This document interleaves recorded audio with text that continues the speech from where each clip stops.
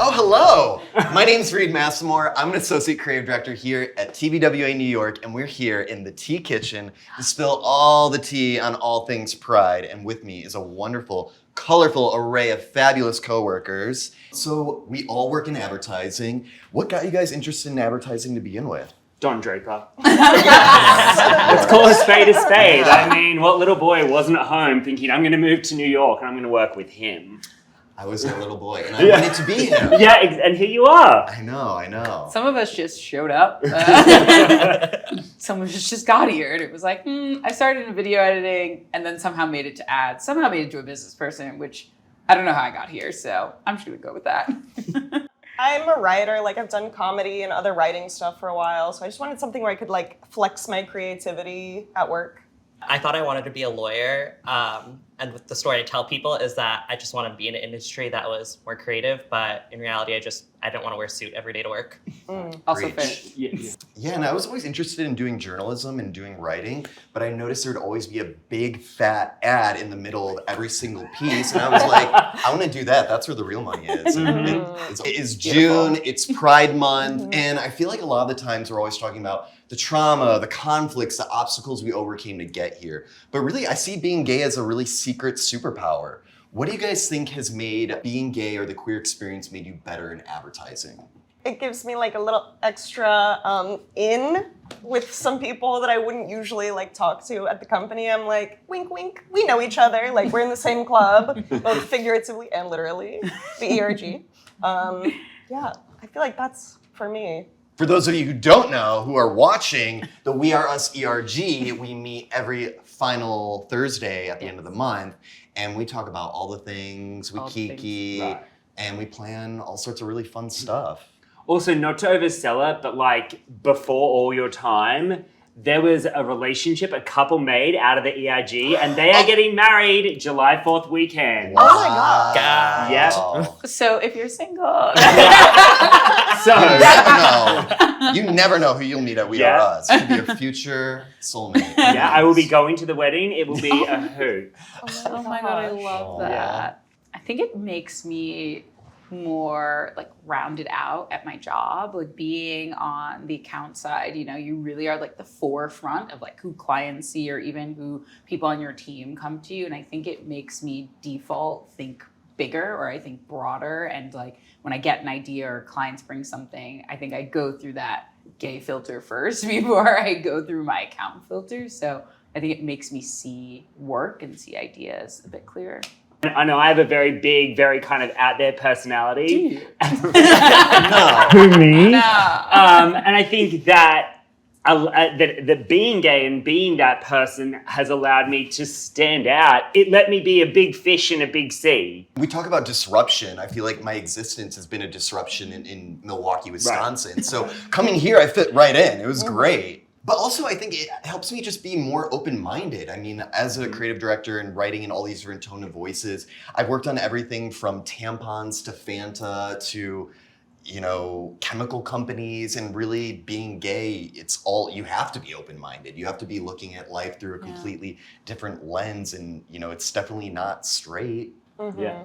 We've all seen the typical or the standard approach to how products are marketing, and being gay, we look at it from a whole different angle. Like there are ideas that I look at and I'm like, that came from a gay person, because there is no way that it could have come from a mind otherwise. We have a unique mind. Yeah, exactly. A beautiful mind. Oh, I love that. It is helpful, I think, on like a personnel level too, of like making sure that the people that are meant to be in the room are in the room or have the space to be comfortable. At least from my role as the account person, like I always look at, are people safe in the room? That like psychological safety is really, really important. So I think sometimes even with clients, it's showing them, like here is how to make the room more safe. Or if something goes wrong, you also can give them kind of like guidance in the way to get it. But I think it's really helped a lot of like relationships, I think being transparent,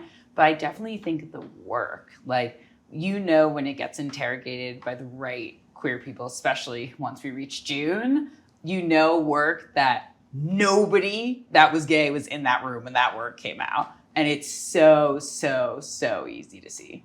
I also think being gay, we're constantly kind of monitoring ourselves and how that we present ourselves to the world. So I think we kind of take that same rubric and standard when we produce work. We're looking at it from every single angle in the way that people will receive it. Yeah. I think gay and trans people are like just going through their lives having to like think of different things and like think outside the box. Like, I don't know, we dress a little differently sometimes, or like we talk differently. It's just like you're used to kind of being out there from like the moment that you're born. So you're like, okay, yeah, it's just kind of second nature to be thinking of a new perspective and being like, maybe don't use this, maybe go a little more in this direction. So I don't know, it is a little superpower. Yeah, and I think it comes from like a childhood of like code switching, and like obviously don't do that anymore. I'm like, all right, I'm me, like I'm not gonna pretend to be a straight man. But like back in the days, it's like, all right, like how do you understand and navigate that world of like these different communities and getting into people's mindset and really just understanding where people are coming from has been such a useful tool.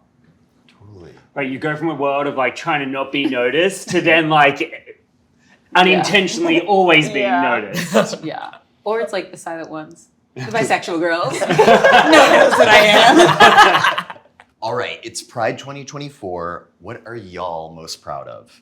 I feel like this time of year is like my favorite month, just seeing how out and proud everyone is. It's just like you walk down the streets and everyone has a smile on their face, and it's like, okay, like maybe it's because everyone's seasonal depression is over, but like we're like entering a wave of just people being really celebratory towards each other. And I think it's just like personal growth, but then also the celebration of everyone around us. And I think going to Pride marches since I was like, I don't know, like 12 has been such like a joy for me every year, no matter where it is, to see the way that people rally together and support each other. And it's just like a loving, gorgy environment that I'm like, obsessed. I've been out as non-binary for like 10 years now. I guess I feel pretty proud of that. Nice. Yeah. I'm proud of that too. Yeah. Thank you. Thank you. I think what I love the most is obviously there's like the intersectionality between like Pride Month and like Juneteenth. And so I think I feel that like amplified proud of like being a Black woman who's also in a queer space and like also being able to put that in the work or meet other people. So I think that's where I get most excited about June. But then to Riyad's point, I love the parties. I love the celebrations. And I've always went to ones with my friends while I was still discovering more about my own sexuality. But I would say now in the past couple of years, I get to go and I feel like I get to be open and celebrating myself. And yeah, and it's nice out. Yeah. I'd say I'm super proud. Reid and I worked on a Pride campaign that goes live today for one of our clients, for Nissan. And big plug. And what I'm really proud of though is that we mobilized our ERG and Nissan's ERG to check ourselves on the work, to come up with more great ideas. This was the true power of an ERG, of an employee resource group, to mobilize the community, to make sure that we're all moving forward together, that the work that we're making resonates with everyone within the community, not just with one or two different, facets of the community. So I'm really proud of us. It was a lot more work for us. It was quite stressful. But I think that in the end, for us, it resulted in much stronger work, which I'm super proud of. I'm really proud of it too. Honestly, you stole my answer because I'm really proud of the campaign that we did for Nissan. I think we are in this environment where everyone is pulling out, and the fact that Nissan is pulling up really is what inspired the whole concept called Pull Up for Pride. And it's really all about just the importance of the small gestures that we'd love for when people show up for us during this month. We're not asking for a huge cake. We're not asking for a big celebration. Yeah. It's really something as simple as just saying like, hey, I love you. And really the commercial that we made, it's a series of vignettes in which family and friends show up for each other. And it really was inspired by the fact that all I have ever wanted on Pride was a text from my mom saying, Happy Pride, love you. And that's what one of the guys receives at the very end. And it was actually our director received that text from his mom. So we used the exact same image and text that he received from his mom in the spot. Oh my God, It's I'm making me gonna cry. Check it out. I highly recommend Yes. it. Wow. It really came from the heart. And because of that, I was even really worried that, when we presented this idea to the client or when we shared this, that it was just gonna get demolished. So I'm really proud that we were able to pull it off. We got a few tears in a few of the creative reviews, which was Wow. Yeah. pretty powerful. I mean, I'd probably be crying. I know myself. Yeah. Do you guys feel comfortable being out at work? What's been your experience like? I mean, there's no being in for me. I'm like that sleeping bag, when you get to camp and as soon as you get it out of the bag, you never get the sleeping bag back in. I am the same here at this table to how I am at home with my family, at the club with my friends, at client meetings in Tennessee. Like, that lets me be, I think, great at my job because I'm not processing that part about who I am. That's just happening. So then I get to put all my energy into my job. I feel like I'm also didn't really need to come out, so to speak. People usually just see me and are like, "You're a lesbian," which isn't. I'm like, "Thank you for thinking that," but not necessarily. But yeah, I don't know. I feel like I would feel uncomfortable if someone thought that I was not non-binary. So I just try to let that out. I don't know. Yeah, I feel like throughout my time I've kind of evolved. I mean, I kind of started in the closet. I really wanted to be seen just for my work, not as the gay guy. So eventually I became more and more comfortable, and I'm really lucky here at TBWA. I felt like really it was my pride work that stood out, that really kind of got me my job. And it got you Pirate of the Month. I know. Yeah, so being gay is awesome. If I could choose to be gay, I'd be gay. Everyone be gay. I think, we were talking about this the other day. I had this, me saying I am who I am, and that's just kind of how I can't operate any other way. But I had this experience where I used to live and work in London, and I worked with this guy, and, we worked quite closely on a few projects together, but we weren't really good friends. And then a few years later, I saw him out at a bar, and he was there with his boyfriend, who he introduced me to, and I had no idea that he was part of the community. And he said to me, "Seeing you always just being the way that you are," he was like, "that gave me permission." He's like, "I feel like that gave me permission to come out." And I never realized that me being loud, showing up, singing Bernadette Peters as I walk into the office could really have an impact like that. I didn't really come out. Well, first I outed myself accidentally. I thought I was posting something to a close friend story that every one of my close friends knew that I was kind of threading this line, but the general public did not. And that was an accidental story post. And by the time I realized it, it was too late to delete it. So I was like, well, that was God's plan. Yeah. But I think I didn't really figure it out till I got older, and I think in my career. So I don't think I ever really had a moment where I came out per se at work. I think I was always kind of consistently where I was. I think I just became more open about it, in situations or talking and discussions.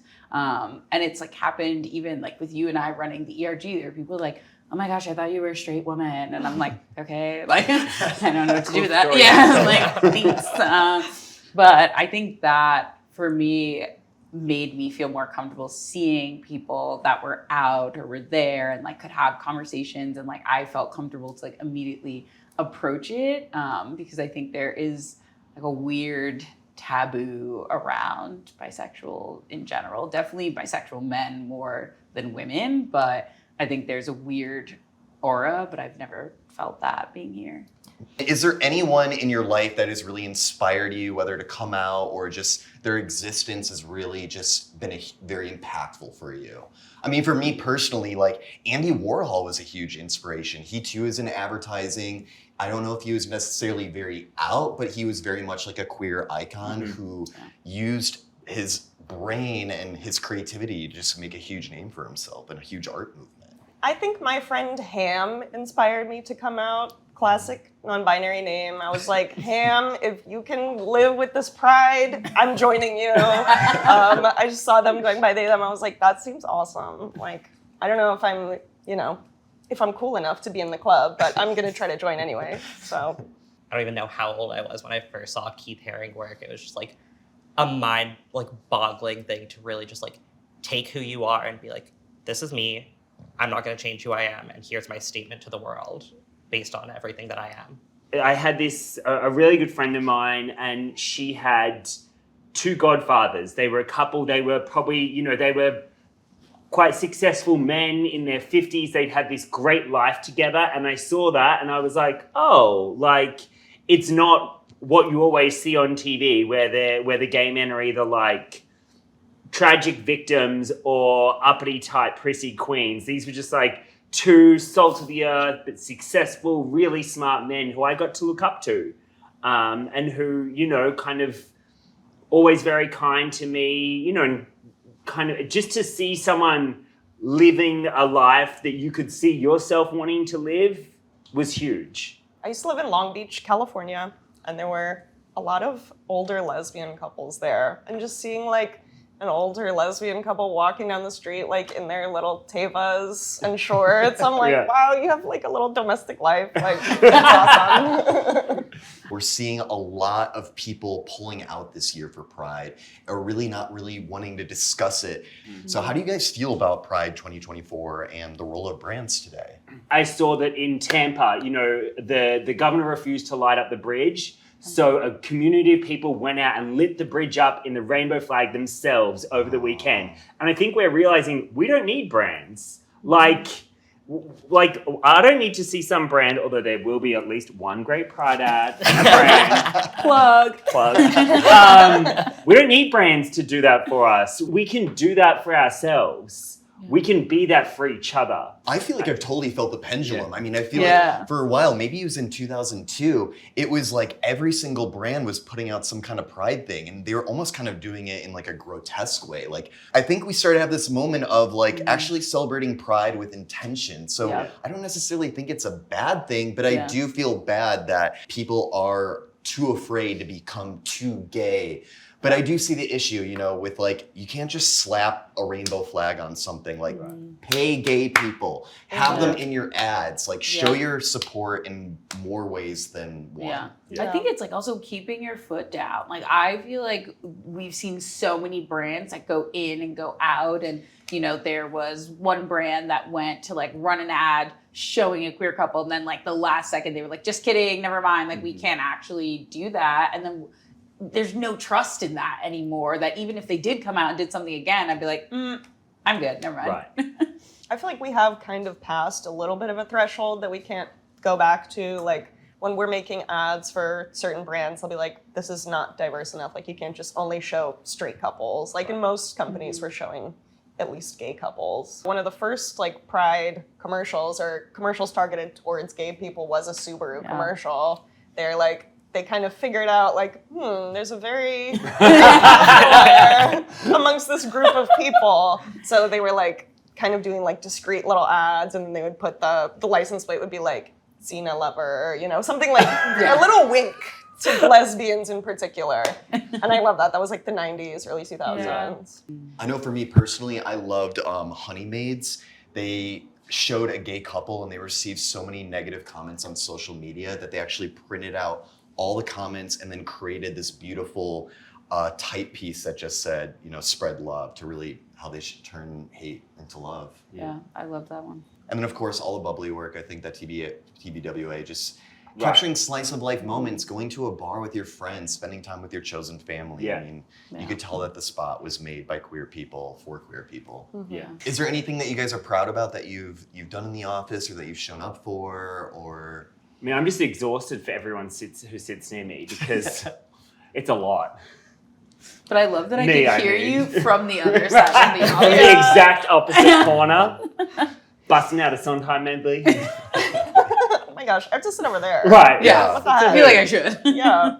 I don't know. I mean, I like that it just feels like kind of natural, and I don't really have to think about being out at work besides like correcting someone on my pronouns, really, which, is, I don't really expect someone to like know my pronouns immediately, but this is way easier to be out here than it ever has been at like another job that I've had. I mean, I worked at restaurants before, and that was not as welcoming for, a queer person to be like, hey, this is my personality. So, I don't know, it just feels like really natural and easy. Yeah, I feel like it's such a like safe environment where it's like you can be out, but you don't have to announce it if you don't want to. But then it's also like you kind of just show up and everyone's like, you're kind of gay. Yeah. Just a little, like we have a little inkling, but it's like such a safe place to really feel like you're accepted about who you are. And I mean, like, not to like gas you two up, but I feel like all the work that you guys have done with the ERG has been so incredible over the past year. Like bringing in incredible speakers and performers and doing trivia and like just really creating a safe environment for this great little crew that we have. And on that note, why do you guys think that having a resource group like We Are Us is important? I think I joined day 2. I think I like came in and I was like, where are the gay people? And I literally was like, please send me the ERG list. And I think you need that community. I think you need that space of people who get you and see you and hear you and can understand the difficulties that I think are really hard to explain to people who may be looking from the outside in. And it's not that they can't, it's just they won't feel the impact or be able to articulate it, I think, in the way that you need. And you have that support group who are going to come around and be like, oh, I've been there, or I haven't been there, or here's what I would have thought. And even just to like do that around like a couple glasses of wine or just sitting on the couch, I think is what you should all have at work. And I think that's the importance of having those resources groups. But I think that while we were remote, while we were hybrid, it was even more important because if you come into the office, you come in, you see people like Riyad, me, Reid, Tori, Nico, you see us and we're here and we're ourselves. But during COVID, during lockdown, unless you had these ERGs to have a very intentional moment of connecting with each other, you only knew the people who were on your team. Yeah, I'm constantly surprised by the amount of people who are allies that show up to the meetings and the amount of people from Mexico to Nashville that show up to our meetings just to kiki. I mean, sometimes you just want to grab a drink and chat about what you've been going through or even what you're going to be doing this month for Pride. Yeah. So imagine that we have someone who is freshly out of the closet. What pieces of advice would you give this person? Where would you take them out to lunch? How would you prep them for the wonderful rainbow road ahead? I feel like in the ERG, there are freshly out people. So I would just be like, you're not the only one. I would say to them, all in your own time. Don't think that there are certain milestones that you should achieve, certain people that you think that you should be out to, or things that you should say. Do it all at your own pace as you feel comfortable. The moment you come out, you're like, am I too masculine? Am I too feminine? I feel like there's not a right way of being gay. And I remember when I first came out, I really developed a lot of body dysmorphia and a lot of like concerns over, even being welcome into the community. And one of the greatest things I think I learned is just the importance of finding really great friends and just having them. And that's all that really matters, honestly. I think the biggest thing for me is that I felt like I had to prove something, and it was like, I've had to, I don't know why, it felt like I had to be like, I've dated women, I've dated men, like why am I telling all of these strangers that much about myself? But it's like, and I think to your point too, it's like in your own time and what feels right and like what is the right moment, and that you don't have to if you don't want to, and what makes you feel the right way. And I think a lot of us at different points go through our own trying to unpack our own sexuality and like how we are. And I think it's about without the pressure of needing to prove it to anybody else. Yeah, I feel like it's just like, there's actually nothing that you need to do. Just like, just exist as who you are. It's like, sure, like we all have these funky shirts, like you don't need one. Like there's actually not a time. It's like Tori made these. It's like actually put down the 2017 vertical striped Zara shirt that we all probably We all have you don't done. need it. You don't need that Zara shirt. Like, it's okay, actually. Put it down. And it's just like, I think like in my lifetime, like throughout high school and whatever, being like the most visibly queer person in high school and college, it was just like people came to me and were like, okay, like what do I do now? And it's like, just live your life. Like what is there to do? Like you came out, like you either come out to other people that you want to or you don't. Like there's nothing that you need to do. There actually are no next steps for you. Just like exist. What does community mean to you? Or why do you think community is important? I feel like community at TBWA is just like such an important thing because it's like, these are the people that you see the majority of your time. I think I spend more time here than I do with my family or my friends at this point. So having this group of people who really understand you and support you, and it's like you come into a meeting and you say Slayeria and nobody knows what you mean except for this group of people here is such an important No crumbs. it's like mother 8. Like no one gets the references more than this group of people, and I think that's the most important thing for me is people who can commit to a bit and understand it. Yes. Totally. I think as well, like, we were saying this before about how, like, you know, the different ways, like, this is not an accounting firm. There is not the one right answer that we're trying to get to. We need to explore all the answers to all the questions to be good at our jobs. And that's what we're so fortunate being queer people, because we do go through every question and every possible outcome. And that's why I think working in advertising, wanting to work in advertising, and especially an agency like TBWA, where everyone's voice, I feel, really is heard and does matter. That's how that we're more powerful and more valuable than anywhere else. Yeah, and just on that note too, I mean, we can take criticism. Like, just as we can take the criticism, like, we can dish it out too. Exactly. Yes, I mean, reading is fundamental. We've all been to the library in our Exactly. day, Oh, we have. We're ready for that. Yes. Yeah. Well, this has been such a fabulous conversation. Is there any topics that you guys want to discuss or anything that we haven't touched on? You need us. Right. right. Yeah. More than we need you. Don't us. And that's it. Right. Trans rights. Yes. Yes. Say that. Yes. I think there was one thing I was gonna, when we talked about like people who you were really proud of, I think the one thing that I was gonna say there is like really proud of the storytellers, the people who tell gay and queer and any kind of underrepresented or challenger story. Really proud of the people who put the effort into telling those stories, because they're not doing it for money. They're not making money hand over fist like people producing Hollywood blockbusters are. But these are people who are putting the effort into finding the people, hearing about their stories and bringing them to light. And I think that in the queer community, that's, you know, it's especially important because we are here in a place of let's call it pretty good privilege. It's New York. Yeah. We're employed. We work somewhere that's very welcoming to us. But there are so many people who don't have that opportunity. And the people who tell those stories, I think, are amazing. I think even just looking at people of being in more than one group. And like, obviously, as a bisexual woman, I'm just going to keep saying it. Yes. It needs to be said again. Yes. One more time. We Cheesy exist. that. But I think that there is always more than one, like a person can be more than one thing. And I think sometimes in rooms, and especially when we're looking at work, like try to look at it as there's more than one person. It's not just like the one like street passing white gay male, but there's also people who are Black and gay. There are people who are, you know, bisexual men. And like, how are we looking at this where you're showing representation across the board and it doesn't lock ourselves into just like cookie cutter representation of like, here's two women holding hands and like making that have to be, this is how they'll know it's gay, you know?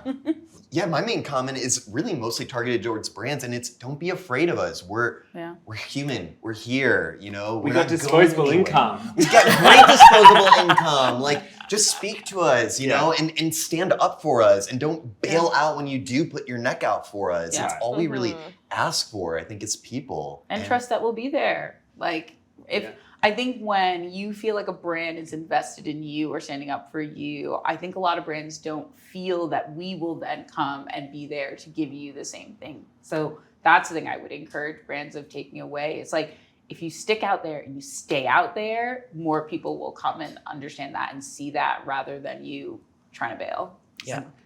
It's badass too. It's fearless. Like, Fearless and famous. It's like Pride is 1 month, but it's also 365 days. 366 on a leap year this year. So it's like, like it's not just a like 1 month conversation. Yeah. It's like, we don't exist just for June. Like, Yeah. I'll be here in July probably.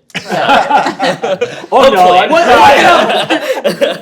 And And like even look at it, I think you make such a good point too. And even when we were talking about ERG events, like we were looking at October for National Coming Out Day, like we're looking at Trans Visibility Day. Like there are so many other areas and ways that you can get involved that isn't just Pride. And I think that is maybe that is what brands start doing, is you're not trying to get worried about rainbow washing if you're showing up that's something that feels maybe niche to you, but it could be big to that community that you are showing up in that way. Well, on that note for Pride, I am so proud of you all for joining me in this wonderful conversation. And with that, cheers, queers. Cheers, Cheers, Chris. queers. This, and this has been the Be More Human series. Thank you so much for watching.